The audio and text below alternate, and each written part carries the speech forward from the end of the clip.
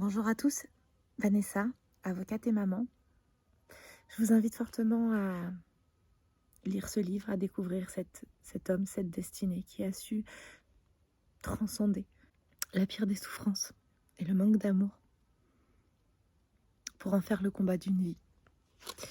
Et je voulais vous lire ces mots d'Édouard Durand qui en fait la préface. Nous avons entre les mains le livre d'Arnaud Gallet, a écrit « J'étais un enfant ».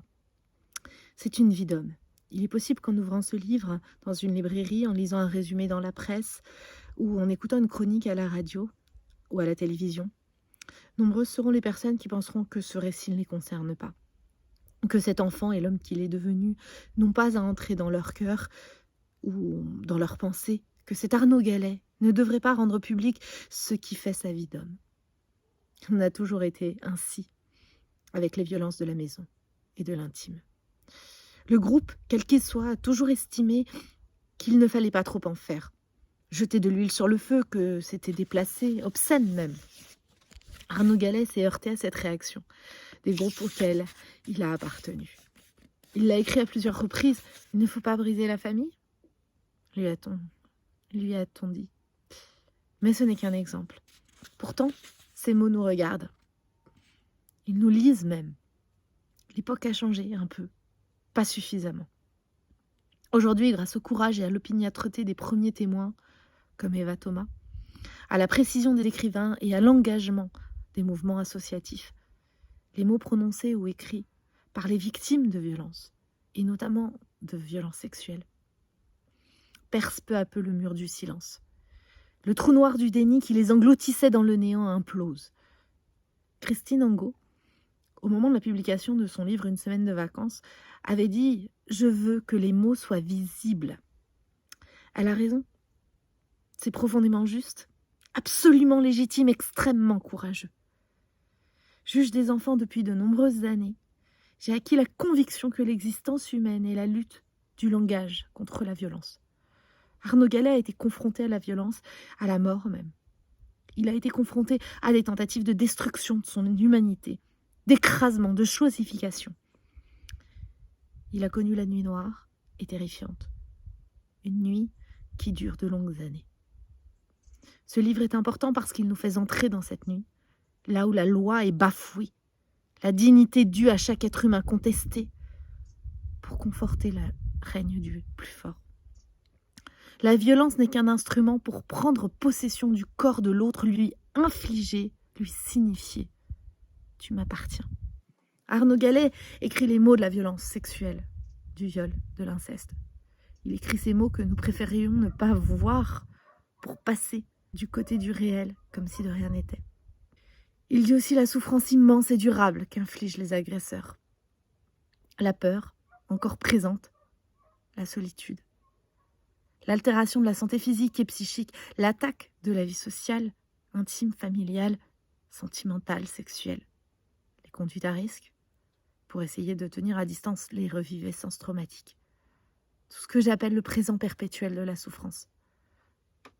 En France, 160 000 enfants sont chaque année victimes de violences sexuelles.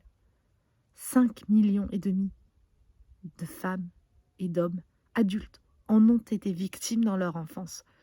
Le récit de ce qu'il a subi, Arnaud Gallet, les rend présents. Il nous invite à tourner le dos à l'indifférence, à l'aveuglement et à la passivité. Nous ne pouvons pas être spectateurs de la violence et des souffrances qui résultent, ni cautionner l'impunité des agresseurs. Avec sa gueule de survivant, Arnaud Gallet lance une alerte. Un homme qui souffre, un homme en colère, un homme révolté. Un humain fragilisé? Peut-être. Mais un humain viscéralement déterminé et engagé, quel que soit le prix à payer. S'il s'est trouvé seul et abandonné, Arnaud Gallet a aussi croisé la route de femmes et d'hommes qui ont été des présences lumineuses, qui l'ont aidé à rester du côté de la vie. Il nous en parle dans ce livre. Il leur rend hommage. Il les nomme. C'est important. Faisons le choix d'être nous aussi des figures de sécurité, de vie. comme un point fixe pour les enfants victimes qui nous regardent et attendent que nous allions vers eux et que nous les protégions. C'est possible. Dans ce livre, Arnaud Gallet évoque les espérances de vie.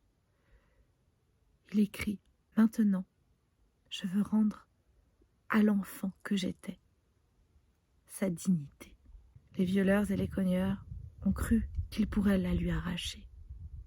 Ils ont échoué. Cher Arnaud, permettez-moi de vous dire très sincèrement que vous êtes digne et que, sans aucun doute, vous n'avez jamais cessé de l'être. C'est le juge Édouard Durand qui écrit cette magnifique préface.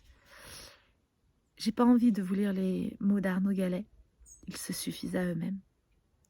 Vraiment, je vous invite à plonger dans ce livre, qui n'est pas seulement le témoignage de la violence qu'il a subie. C'est un témoignage de vie.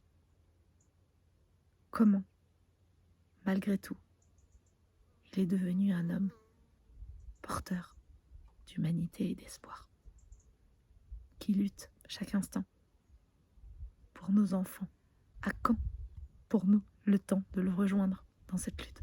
Les enfants d'aujourd'hui sont les adultes de demain. On ne peut rester indifférent sous prétexte que nous-mêmes avons souffert. Je vous remercie.